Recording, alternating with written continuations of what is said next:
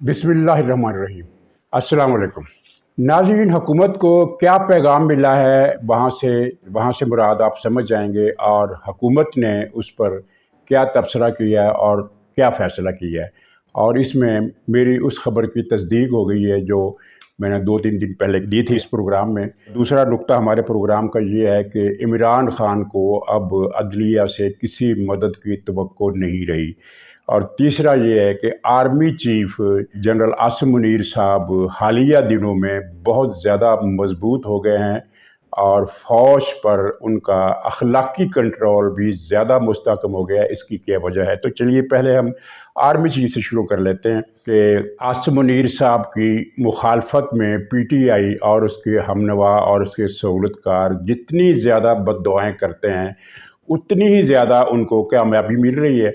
और इस कामयाबी की वजह आप समझ लें कि अल्लाह का करम है, या कोई और मामला है, या ये कि इनके बुरे दिन आ गए हैं कि इनकी बद्दुआएं उधर जाकर दुआओं में तब्दील हो जाती हैं। जब आसिम मुनीर साहब आए थे तो एक प्रोपगंडा किया गया आदिल राजा, हैदर मेहदी और इनके पूरे एक नेटवर्क के ज़रिए कि फ़ौज के अंदर आसिम मुनीर को पसंद करने वाले लोग जो हैं वो बहुत कम हैं, किसी भी वक्त बगावत हो सकती है। ब्रिगेडियर लेवल के जो अफसर हैं वो बस तुले बैठे हैं, किसी वक्त भी उनका तख्ता उड़ देंगे। यहाँ तक रजालत दिखाई गई कि ये तक अफवाह उड़ाई गई कि आर्मी अफसरों की एक खासी अच्छी बड़ी तादाद जो है वो कोई कातलाना हमले का मनसूबा बना रही है। 100% बेबुनियाद झूठ, लेकिन इससे इनकी शर अंगेज़ी साबित होती है।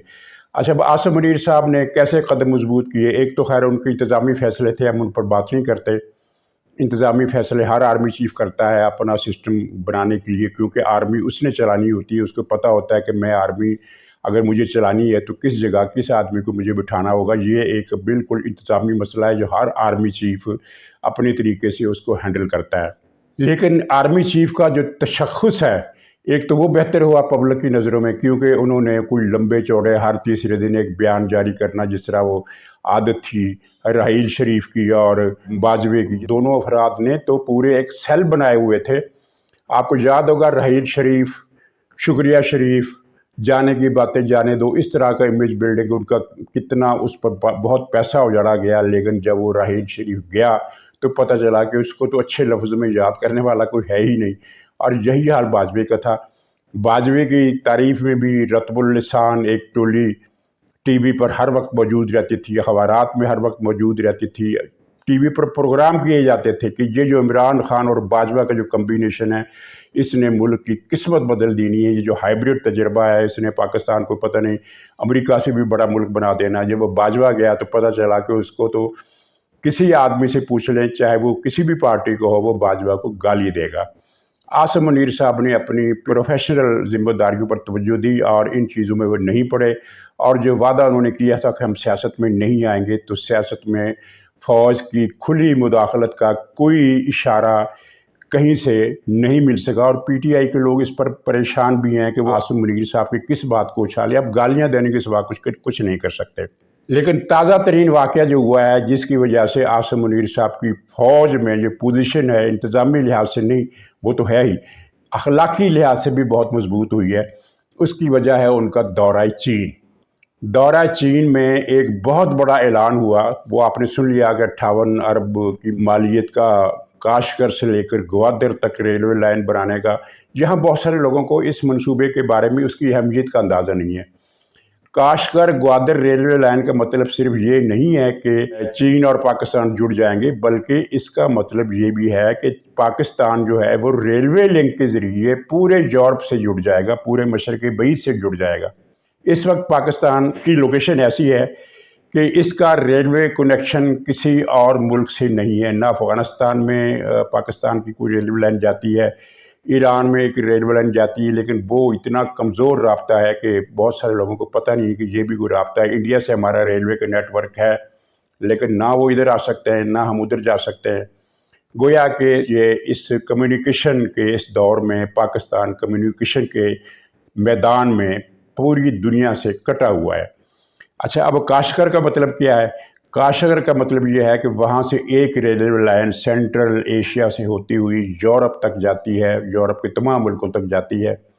اور دوسری طرف وایا چین، پورا چین کو کراس کر کے آپ انڈو چائنا، سابق انڈو چائنا، اب اس کو انڈو چائنا نہیں کہتے بلکہ ساؤتھ ایسٹ ایشیا کہتے ہیں، جس میں لاؤس ہے، جس میں ویتنام ہے، جس میں کمبوڈیا ہے، اب اس کا نام کمپوچیا ہو گیا ہے، پھر برما ہے جس کا نام میانمار ہو گیا ہے، تھائی لینڈ ہے، اور پھر نیچے جا کر ملائیشیا ہے۔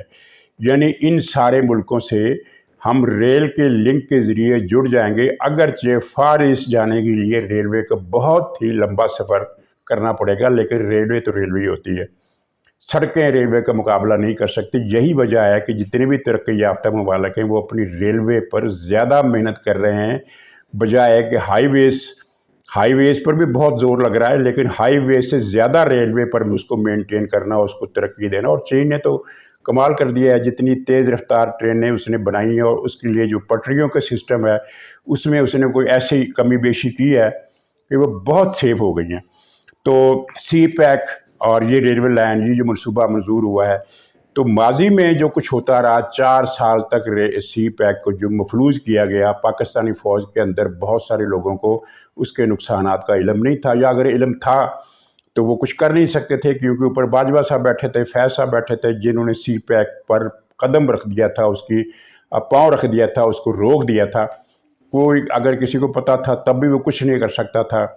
تو اب فوج کے اندر یہ ایک احساس پیدا ہوا ہے کہ یہ سی پیک کو روک کر پاکستان کے ساتھ ظلم کیا گیا، اور یہ اچھا نہیں کیا گیا۔ تو جب شہباز شریف صاحب کی حکومت آئی اتحادیوں کی، تو اس وقت یہ کہا گیا کہ چین جو ہے وہ پاکستان کے اندر سیاسی عدم استحکام کی وجہ سے پریشان ہے، لہٰذا وہ سی پیک پر خود ہی پیچھے ہٹ گیا ہے، اور وہ مزید سرمایہ کاری کے لیے تیار نہیں ہے۔ لیکن عاصم منیر صاحب کے دورہ چین کے بعد کیا ہوا، یہ جو گوادر کاشغر ریلوے لائن کے منصوبے کا اعلان ہوا، اس کا ترجمہ یہ ہے کہ پاکستان کی سیاسی عدم استحکام کی پوزیشن پر چین کو اب پریشانی نہیں ہے۔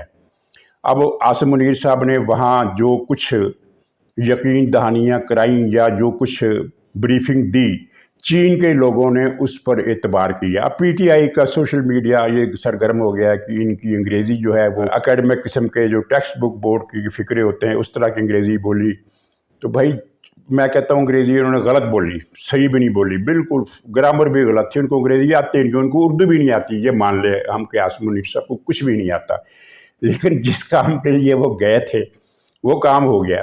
اب اس کو اس کی تکلیف جو ہے وہ بڑی ہوئی ہے۔ عمران خان کو اس کی بہت تکلیف ہے۔ عمران خان کی بدقسمتی یہ ہے کہ وہ پاکستان کی معاشی تباہی کے جو خواب دیکھتا رہا ہے اور لوگوں کو ڈراوے دیتا رہا ہے، وہ ہر قدم پر اس کو مایوسی ہوئی ہے۔ مثلا پی ٹی آئی کی ایک بہت بڑی امید تھی کہ گندم کا بحران پیدا ہوگا اور بیڑا غرق ہو جائے گا، پھر سری لنکا بنے گا، تو وہ آپ نے خبر دیکھ لی کہ تمام تر نامساعد حالات اور گزشتہ سال کے سیلاب کے باوجود اس سال گندم کی پیداوار جو ہے سرپلس پیدا ہوئی ہے، بہت زیادہ پیدا ہوئی ہے۔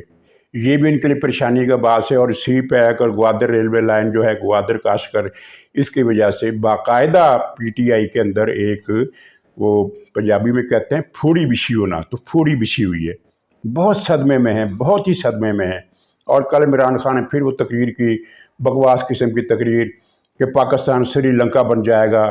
ارے بھائی نکلو، سری لنکا کی صورتحال کا تمہیں پتہ ہی نہیں ہے کہ سری لنکا میں ہوا کیا تھا۔ سری لنکا میں کوئی الیکشن کا مسئلہ نہیں تھا۔ یہ دیکھیے دلیل دیتا ہے کہ اگر الیکشن نہ کرائے گئے تو پاکستان سری لنکا بن جائے گا۔ سری لنکا الیکشن کی وجہ سے، سری لنکا کے حالات جو وہاں ایک خانہ جنگی کی صورتحال پیدا ہوئی تھی، وہ الیکشن سے اس کا کوئی تعلق تھا، نہ ہی سیاسی پارٹیوں کی محاذرائی سے اس کا کوئی تعلق تھا۔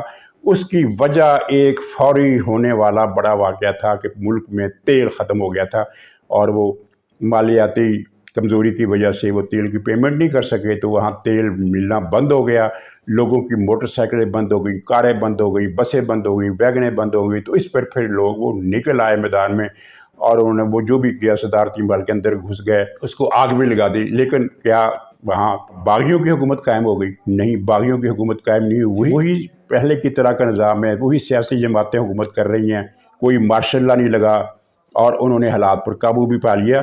لیکن بنیادی نقطہ یہ ہے کہ سری لنکا میں جو فسادات ہوئے تھے اس کا کوئی تعلق الیکشن یا سیاسی جماعتوں کی محاذرائی سے نہیں تھا۔ وہ بالکل اسی طرح کا بحران تھا جس طرح کا بحران ایران میں چند سال پہلے، جب کھانے پینے کی چیزیں ان کی قلت ہو گئی تھی اور مہنگائی بہت زیادہ ہو گئی تھی، تو پھر وہاں لوگ سڑکوں پر نکل آئے۔ بہرحال وہ بغاوت کچل دی گئی اور پھر کچھ مہنگائی کی صورتحال پر بھی کنٹرول پایا گیا۔ سیاست کا ایسے کوئی تعلق نہیں ہے۔ اس کے آپ عمران خان کی دماغی حالت کا اندازہ لگائیے کہ وہ سری لنکا کا موازنہ پاکستان سے کر رہا ہے۔ دوسری بات عمران خان کی دماغی خرابی کی، اس نے کل کہا کہ سپریم کورٹ کے جج خدا کے لیے متحد ہو جائے اور آئین کے مطابق فیصلے کریں۔ اب یہ سپریم کورٹ کے متحد ہونے کی بات عمران خان کیوں کر رہا ہے؟ یہ اس کا صاف مطلب یہ ہے کہ سپریم کورٹ میں جو ڈویژن ہوئی تھی اور عمران خان بڑا خوش تھا کہ یہ 8 جج جو ہیں یہ میرا بیڑا پار کر دیں گے، ان سے اب اس کی امید ختم ہو گئی۔ تو اب یہ کیا کہنا چاہتا ہے کہ سپریم کورٹ کے جج متحد ہو کر مجھے پھر سے حکومت میں لائیں؟ ظاہر ہے ایسا نہیں ہوگا۔ اور مذاکرات کا جو مسئلہ ہے اس میں بھی عمران خان کی مایوسی بالکل واضح ہے۔ پی ٹی آئی کے بیانات آپ دیکھ رہے ہیں کہ ہمیں سڑکوں پر آنا پڑے گا۔ سڑکوں پر کیسے آئیں گے اس کی بات میں بعد میں کرتا ہوں، لیکن مذاکرات والی بات جو ہے اس میں کچھ بھی نیا نہیں ہے۔ میں نے کل بھی جو بتایا تھا، جو پرسوں بھی بتایا تھا، وہی ہے کہ عمران خان کی جو خواہش تھی، جو اب اس خواہش کی شمع اب بجھتی جا رہی ہے کہ الیکشن بندیال کی چیف جسٹس ہونے کے زمانے کے اندر اندر ہو جائیں، یہ خواہش اب پوری نہیں ہونے والی۔ بندیال صاحب کے خواب بھی بکھر گئے۔ آپ نے وہ امان اللہ کنرانی صاحب کا کوئٹہ جو وکلاء کنونشن ہوا ہے اس کے اندر خطاب سنا ہوگا، انہوں نے وہ بات کر دی کہ بندیال صاحب اور عمران خان کے درمیان ایک سازش ہوئی تھی جس کے تحت 3 سال توسیع دی جانی تھی اس کو بندیال کو، اور اس 3 سال کی توسیع میں جسٹس قاضی فائز عیسیٰ کی جو باری آنی تھی چیف جسٹس بننے کی وہ غتربود ہو جانی تھی۔ اس کے بعد پھر جسٹس منیب نے آنا تھا۔ آج میں آپ کو انکشاف کر رہا ہوں، آج ایک ٹمک تو یہاں کیوں لے رہے؟ عمران خان کے لیے کوئی نہیں کر رہا ہے، یہ میڈیا سنے، نئی بات بتا رہا ہوں۔ سازش یہ تھی اور ہے ابھی تک کہ جناب عمران خان کو 2/3 میجارٹی دلاؤ۔ وہ جو گماشتوں کی بات کر رہے بھون صاحب، پیچھے سے ابھی تک خطرات موجود ہیں، وہ یہ ہیں کہ جناب آپ نے ہم کو 3 سال سارے ججوں کو نہیں دیا، کم سے کم اسی طرح ٹینیور پوسٹ ہمیں دے دے، چیف جسٹس کو ٹینیور پوسٹ ڈکلیئر کر دے جو 3 سال کے لیے ہو۔ 2 فروری 2022 کو بندیال صاحب نے حلف لیا، اگر اس کو یہ 3 سال مل جاتے عمران خان کے ذریعے آئندہ آنے والی اسمبلی سے، تو یہ جناب اپنے ریٹائرمنٹ ستمبر سے پہلے 3 سال کے لیے چیف جسٹس کا حلف اٹھائے گا، اور یہ جائے گا 2025 میں۔ جب یہ بندیال صاحب 2025 تک رہے گا، قاضی صاحب ستمبر 2024 میں ریٹائر ہو جائے گا۔ جو پیچھے بیٹھنے والے ان کو بھی قاضی صاحب اچھا نہیں لگتا ہے، بندیال بھی رہے گا، اور اس کے بعد قاضی کے جانے کے بعد اعجاز الحسن 3 سال کے لیے بنے گا، اور اعجاز الحسن کے دوران جناب منصور شاہ صاحب ریٹائر ہو جائے گا، منیب اختر بنے گا۔ یہ ڈرامہ ہے، اس ڈرامے کے خلاف آپ نے اٹھنا ہے۔ یہ قاضی کا راستہ روکنے کے لیے، یہ بندیال کو 3 سال دلانے کے لیے، یہ منیب اختر کو 3 سال دلانے کے لیے، یہ اعجاز الحسن کو 3 سال دلانے کا ڈرامہ ہے۔ اگر بلوچستان حق پر جس طرح نواب بگٹی نے شہادت دی، ہم بھی اپنے جانیں قربان کریں گے۔ ہم لاٹھیاں نہیں کھائیں گے، ہم گولیاں کھائیں گے۔ اس وقت بھی یہ کہا تھا، آج بھی کہتے، ہمارا چیف جسٹس قاضی قاضی، ہمارا چیف جسٹس قاضی قاضی۔ تو یہ آپ دیکھ لیں کہ یہ 3 رکنی بنچ ہے نا، اس کی پھرتیوں کی ایک وجہ یہ بھی تھی، لیکن یہ پھرتیاں کام نہیں آئی، اور اس کا ایک دوسرا آپشن بھی تھا۔ دوسرا آپشن یہ تھا کہ اگر توسیع دینا مشکل ہو تو عمران خان کو ہم جتوا دیں گے، اور وہ جتوا کر جیتنے کے بعد بندیال صاحب کو پاکستان کا صدر مملکت بنا دے گا۔ یہ خواب تھے، دونوں خواب ختم ہو گئے۔ یہ اب اگر یہ کہا جائے نا کہ ان کے امکانات پورے ہونے کے کم ہو گئے، نہیں، کم نہیں ہوئے، یہ معاملہ ہی ختم ہو گیا ان کا۔ اب ایسی کوئی صورت نہیں، نہ توسیع ملے گی، نہ صدر بنے گا، نہ یہ عمران خان کو الیکشن جتوا سکے گا، ایسا کچھ ان کے ہاتھ میں رہا نہیں۔ جہاں تک کی صورتحال ہے کہ اب وہ جو 4 اپریل کا فیصلہ تھا جس میں بندیال صاحب نے حکومت کو حکم دیا تھا کہ وہ 15 مئی تک الیکشن کرائے، تو وہ 4 مئی کا فیصلہ اب ایسا کمبل بن گیا ہے، جس کی میں اس بات کی میں مزید تشریح نہیں کروں گا، لیکن وہ ایسا کمبل بن گیا ہے کہ جس سے یہ 3 رکنی بینچ جان چھڑانا چاہتا ہے، لیکن وہ جان چھوڑنے پر آمادہ نہیں ہے۔ اب اندازہ کریں کہ ایک ملک کی سپریم کورٹ ایک تاریخ کو الیکشن کا حکم دیتی ہے، اگرچہ وہ حکم بالکل غیر آئینی غیر قانونی تھا، لیکن اس کا حکم تھا سپریم کورٹ کا، تو اس حکم کا حشر کیا ہوا؟ اس حشر کے بعد بھی اگر یہ لوگ عبرت نہ پکڑیں تو کتنے یعنی حیرت کی بات ہے کہ دماغی ان کی صحت کی کیسی ہے کہ یہ اتنے بڑے واقعے کے بعد کہ سپریم کورٹ کے ججوں کا حکم مسترد کر دیا گیا، اعلانیہ مسترد کیا گیا۔ اچھا، اب ان کی طرف سے جو میسج ملا ہے میں اس پر تھوڑی سی بات کر دوں۔ میسج یہ ملا ہے کہ جناب ہم توہین عدالت پر وزیر اعظم کے خلاف کوئی کارروائی کرنے کا ارادہ نہیں رکھتے۔ اچھا، یہاں میں آپ کو ایک بات بتا دوں کہ کسی بھی ادارے کے اندر سے جب کوئی خفیہ خبر لیک ہوتی ہے، اگر کسی صحافی کے ذریعے آتی ہے تو وہ ظاہر ہے اس کا سکوپ ہوتی ہے، بہت خوش ہوتا ہے کہ مجھے اتنی بڑی خبر مل گئی۔ بعض اوقات تو وہ واقعتاً خبر ہوتی ہے جو اس نے بریک کر دی ہوتی ہے۔ بعض اوقات ذریعے کو، چاہے وہ اخبار نویس ہو، چاہے وہ کوئی وکیل ہو، چاہے وہ کوئی اور آدمی ہو، اس کو ایک خبر فیڈ کی جاتی ہے دھوکہ دینے کے لیے۔ ڈسیپشن کا ایک ٹول ہوتا ہے یہ بھی کہ آپ اس کو دھوکہ دیں۔ اب میں اس پر تبصرہ نہیں کرتا کہ وہ کیا ڈسیپشن پلان ہے یا سچ مچ کا جو پلان ہے، لیکن یہ ہے کہ انہوں نے ایک میسج دیا ہے کہ ہم وزیر اعظم کے خلاف توہین عدالت کی کوئی کارروائی نہیں کریں گے، لیکن حکومت اس فیڈ کی گئی خبر کو یا بریک کی گئی خبر کو درست ماننے کے مطلب اعتبار کرنے کے لیے تیار نہیں ہے، اور اس نے اپنی تیاری مکمل کر لی ہے، اور وہ تیاری کیا ہے جس کی میں نے 3-4 دن پہلے اپنے بلاگ میں بتایا تھا، 2 ٹوک الفاظ میں بتایا تھا کہ حکومت نے ان کو ایک میسج دے دیا ہے کہ اگر توہین عدالت کا نوٹس آئے گا تو ہم ریسیو نہیں کریں گے۔ تو اب جو فردر فیصلے کیے گئے ہیں وہ یہ ہے کہ توہین عدالت کا نوٹس آئے گا ہم ریسیو نہیں کریں گے، سمن بھیجا گیا تو ہم وہ بھی ریسیو نہیں کریں گے، طلبی کا آرڈر نہیں مانیں گے، اور اس کی ٹیکنیکل وجہ ایک انہوں نے رکھی ہے کہ یہ کہ ظاہر بلائیں گے تو فرد جرم بھی لگائیں گے، تو فرد جرم نہیں لگ سکتی جب تک ملزم حاضر نہ ہو۔ تو عدالتی طریقہ کار یہ ہوتا ہے کہ جو ملزم حاضر نہ ہو اس کو پھر گرفتار کر کے لایا جاتا ہے، لیکن جہاں پولیس کسی وزیر کو گرفتار نہیں کرے گی، کیونکہ پولیس جو ہے وہ ماتحت ہے وزارت داخلہ کی، وزارت داخلہ پولیس کو اجازت نہیں دے گی۔ سپریم کورٹ آرڈر دے گا کہ فلاں کو گرفتار کر کے لاؤ، تو پولیس کا جواب تیار ہے کہ جناب ہم وزارت داخلہ کی اجازت کے بغیر کوئی قدم نہیں اٹھا سکتے۔ اس طرح اگر ان کا کوئی پلان ہے بھی، وزیر اعظم کو تو یہ نہیں چھیڑیں گے، یہی لگتا ہے، ہر طرف سے یہی اطلاعات ہیں، کیونکہ وزیر اعظم کو چھیڑنا ان کے لیے ممکن ہی نہیں ہے۔ پارلیمنٹ نے ان کو ایک فیصلے کا ایک ویٹو کر دیا ہے، لیکن وزیروں کو مختلف حوالوں سے کہ بھی تم نے فلاں آرڈر نہیں مانا یا فلاں آرڈر نہیں مانا، تو وزیروں کے خلاف کارروائی کی جا سکتی ہے۔ یہ یقینی بات نہیں ہے لیکن امکان ہے۔ تو اس امکان کے پیش نظر وفاقی حکومت کی تیاری مکمل ہے۔ الف سے لے کر یہ تک میں نے آپ کو بتا دیا ہے کہ توہین عدالت کی کارروائی کو کامیاب نہیں ہونے دیا جائے گا اگر وہ کرتے ہیں۔ تو باقی جو ان کے اختیار میں ہے وہ 2 اقدامات ہیں۔ ایک تو یہ ہے کہ وہ جو سپریم کورٹ کا پروسیجر بل ہے، پریکٹس اینڈ پروسیجر بل جو بھی ہے، وہ اس کو یہ 2 مئی کو کل عدم کر سکتے ہیں۔ کوئٹہ میں جو پاکستان بار کونسلز کا اجلاس ہوا ہے، کنونشن ہوا ہے، بہت بڑا کنونشن تھا، اس میں انہوں نے کہا ہے کہ یہ عدالت نے جو کہ غیر قانونی، غیر آئینی اور اپنے اختیارات سے باہر جا کر اس بل کو جو معطل کیا ہے وہ حکم واپس لیا جائے، ورنہ ہم 2 مئی کو احتجاج کریں گے۔ اب یہ دیکھنا ہوگا کہ 2 مئی کو اسلام آباد میں یہ وکلاء کہاں احتجاج کرتے ہیں۔ سپریم کورٹ کے ویسینٹی کے اندر کوئی علاقہ ہے وہاں کریں گے یا کہیں اور کریں گے، لیکن ظاہر ہے ان وکیلوں کو بھی پتہ ہے کہ ہم نے کہاں احتجاج کرنا جو مؤثر ثابت ہو سکتا ہے۔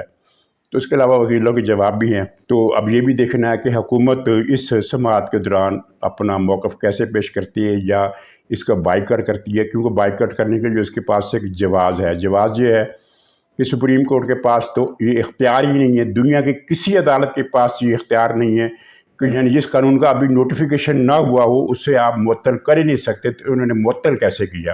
خیر یہ چیزیں چلتی رہیں گی۔ دوسرا وہ یہ ہے کہ پنجاب اور پختونخوا کی اسمبلیوں کو بحال کرنے کا، لیکن ابھی تک اس بارے میں خود پی ٹی آئی ڈاواں ڈول ہے کہ اب اس بارے میں ہم نے آگے بڑھنا ہے کہ نہیں بڑھنا۔ مذاکرات کے عمل سے وہ پی ٹی آئی مایوس ہے اور انہیں پتہ چل گیا ہے کہ یہ دال مذاکرات سے گلنے والی نہیں ہے، تو ہو سکتا ہے کہ منگل کو پی ٹی آئی مذاکرات سے بھاگنے کا اعلان کر دے۔ حکومت تو اپنی جگہ مزے لیتی رہے گی، وہ مذاکرات کے لیے بلاتی رہے گی، وہ مزے لے رہی ہے، اور اس میں کوئی شبہ نہیں کہ وہ ان کا ایک قسم کا توا لگا رہی ہے مذاکرات کے بہانے۔ تو مذاکرات سے جو مایوسی ہوئی ہے اس کا جو اظہار ہے عمران خان کی تقریر سے ہوتا ہے کہ اب ہمیں سڑکوں پر آنا پڑے گا، لانگ مارچ کی باتیں ہو رہی ہیں، تو میں عرض کر دوں کہ یہ لانگ مارچ تو کر ہی نہیں سکیں گے، بانگ مارچ کر سکتے ہیں، یعنی اپنی جگہ بیٹھ کر بانگیں دیتے رہیں گے۔ زمان پارک میں لوگوں کی حاضری کم ہو گئی، جلسوں جلوسوں میں پبلک میں پرسیپشن بدل گیا۔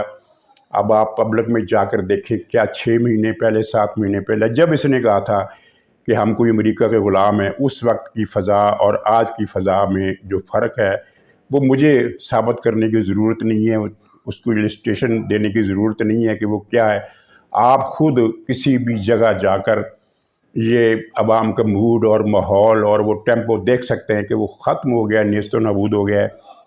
عمران خان کے حالات اتنے برے ہو گئے ہیں ناظرین کہ چند دن پہلے یہ خبر بریک ہوئی جس کی تردید نہیں آئی کہ وہ جو چورنی ہے عمران خان کے گھر بیٹھی ہوئی اور جس نے عدت میں نکاح کیا تھا، تو اس نے کہا ہے کہ کوئی آسمانی ستارے، پتہ نہیں ستارے مخالف ہو گئے ہیں کہ کون سی منگل مریخ سب خلاف ہو گئے ہیں۔